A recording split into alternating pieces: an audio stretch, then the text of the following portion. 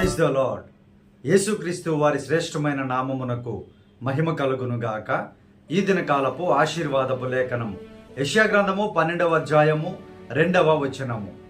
ఇదిగో నా రక్షణకు కారణభూతుడగు దేవుడు, నేను భయపడక ఆయనను నమ్ముకొనుచున్నాను.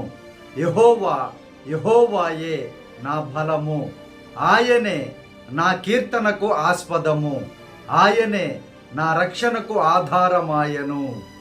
ప్రియమైనటువంటి దేవుని బిడ్డలారా, సృష్టిని సృజించినటువంటి సృష్టికర్త అయినటువంటి దేవుడు మానవులను రక్షించాలని తనే స్వయముగా ఈ లోకమునకు వచ్చి తన కుమారుని ద్వారా ప్రతి మానవుణ్ణి రక్షించేటువంటి ఆధారభూతుడయ్యారు.